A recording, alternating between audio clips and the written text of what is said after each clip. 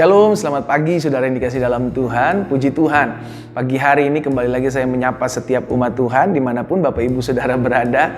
Kembali saya mengingatkan kita hari ini, ayo cari Tuhan, amin. Sebelum kita memulai segala sesuatunya, ayo kita cari Tuhan. Sebelum kita memulai segala sesuatunya, ayo kita renungkan firman Tuhan. Sebelum kita memulai segala sesuatunya, ayo kita berdoa. Karena itu di hari yang baru, di minggu yang baru ini, saya mengajak kembali setiap umat Tuhan dimanapun Bapak Ibu Saudara berada dalam program Bible and Coffee ini. Saya rindu untuk kita sama-sama kembali merenungkan firman Tuhan. Karena dasar hidup kita bukan karena apa yang kita lihat, dasar hidup kita bukan karena perasaan-perasaan kita, dan dasar hidup kita bukan karena apa kata orang tentang kita, tapi dasar hidup kita adalah firman Tuhan. Yesus bilang orang yang mendengar firman dan melakukan firman, maka dia menjadi orang-orang yang kuat, menjadi orang-orang yang tetap bisa menghadapi badai, bisa menghadapi pergumulan karena firman yang memberikan kekuatan bagi kita. Nah, saudara yang dikasih dalam Tuhan, saya juga mengingatkan buat setiap kita, ayo jadi berkat.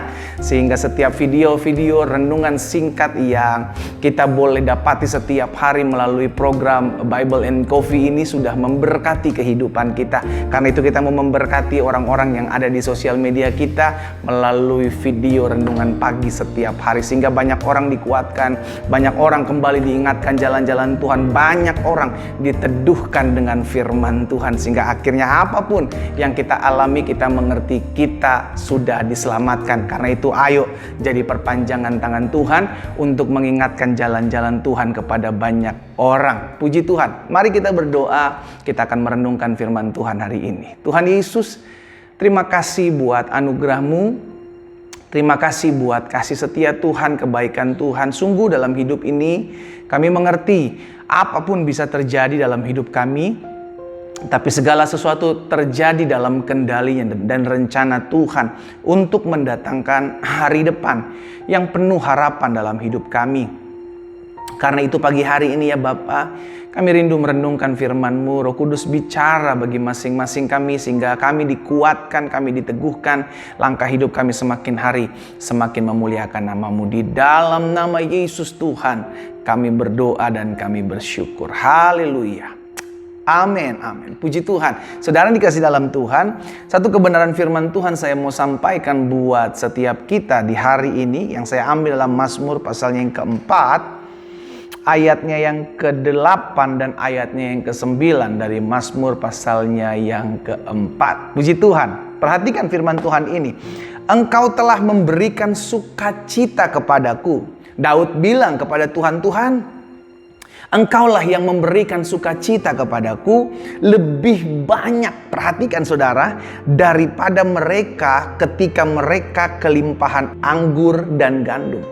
Jadi Daud mengerti betul dalam masa kesesakan. Kenapa saya tahu Daud mengalami masa kesesakan? Karena kalau kita baca di ayat yang kedua, ayat sebelumnya, Daud bilang, apabila aku berseru kepadamu, jawablah aku ya Allah yang membenarkan aku. Di dalam kesesakan engkau memberi kelegaan kepadaku.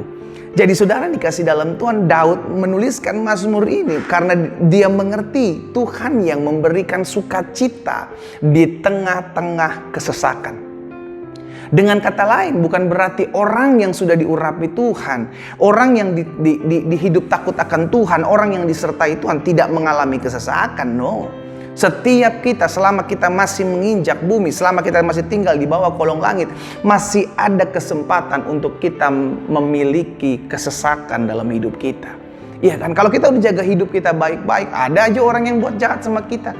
Istilahnya kalau kita udah buat baik-baik, tapi ada aja Tuhan izinkan sesuatu untuk mengkoreksi kita, untuk mendewasakan kita, untuk mendidik kita, untuk tetap mengandalkan Tuhan. Karena kalau semua keadaan baik, maka kita lupa bahwa kita perlu Tuhan, saudara. Amin. Kalau semua keadaan jalan dengan baik, semua berjalan dengan settle gitu kan, terarah, teratur, maka kita lupa bahwa kita sejatinya manusia yang penuh dengan kelemahan, dan kita lupa bahwa kita harus bergantung kepada Tuhan. Karena itu bersyukurlah kalau hari-hari ini Tuhan masih izinkan saudara dan saya mengalami persoalan hidup, mengalami kesesakan kalau bahasanya Daud begitu kan. Karena dalam kesesakan Tuhan memberikan sukacita. Perhatikan ayat yang ke-8. Engkau telah memberikan sukacita kepadaku Jadi sukacita kita datangnya jelas dari Tuhan. Sukacita kita bukan berdasarkan apa yang kita miliki, karena apa yang bisa kita miliki bisa diambil dan bisa hilang. Sukacita kita bukan berdasarkan kedudukan kita, bukan berdasarkan kekayaan kita. Sukacita kita bukan berdasarkan apa yang bisa kita lihat, tapi sukacita kita berdasarkan pemberian daripada Tuhan.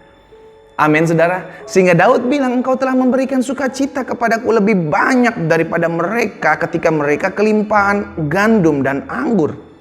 Ayat 9, dengan tentram, ini dampaknya, dengan tentram aku mau membaringkan diri, lalu segera tidur. Sebab hanya engkaulah ya Tuhan yang membiarkan aku diam dengan aman.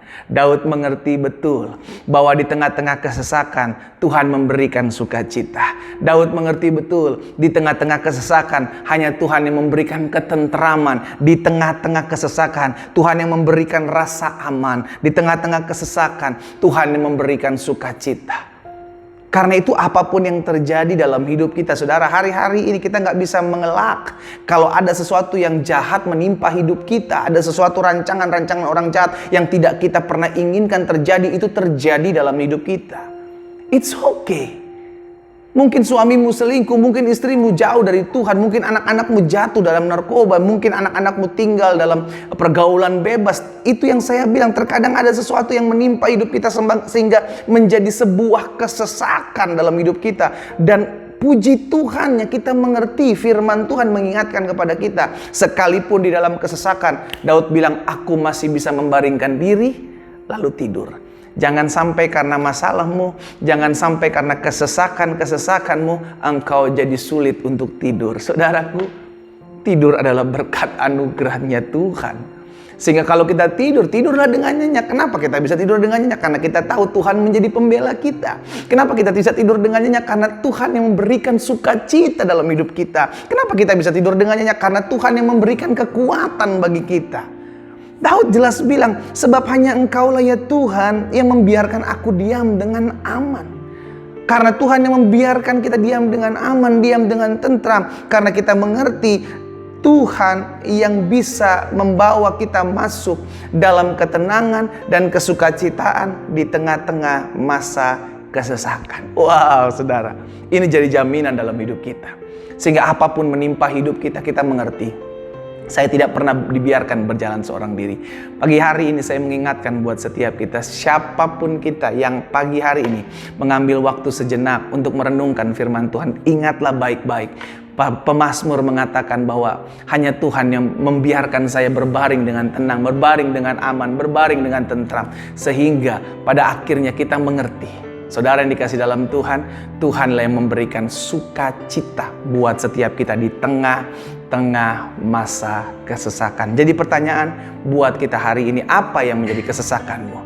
Serahkan itu kepada Tuhan. Apa yang menjadi kesesakanmu, bawa itu kepada Tuhan. Sehingga akhirnya sukacita yang daripada Tuhan itu berlimpah-limpah. Daud bilang berlimpah-limpah seperti ketika orang, lebih daripada orang berlimpah-limpah gandum dan anggur, saudaraku. Karena itu tetap datang kepada Tuhan. Apapun kesesakanmu, jangan justru kecewa dengan Tuhan. Jangan justru tidak berdoa. Jangan justru jauh dari Tuhan. Justru tetap datang dari Tuhan.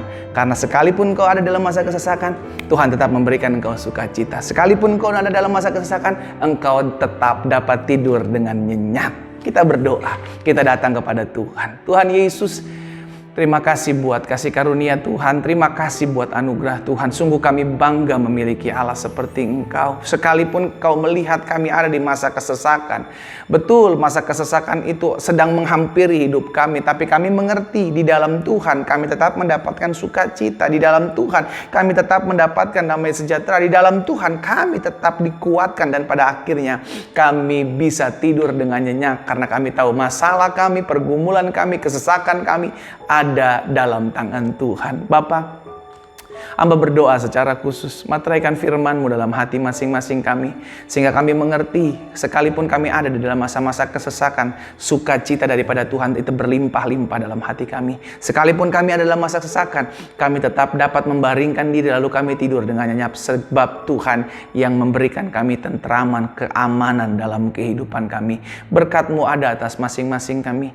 Tuntunan Roh Kudus-Mu membawa kami masuk selalu hidup dalam sukacita Allah. Di tengah-tengah kesesakan. Di dalam nama Yesus Kristus Tuhan kami berdoa dan kami bersyukur. Haleluya. Amin, amin. Mari kita nikmati kopi kita, saudara. Haleluya. Betul, kesesakan ada dalam hidup kita. Tapi sukacita dari sorga itu lebih besar daripada kesesakan kita. Tuhan Yesus memberkati kita.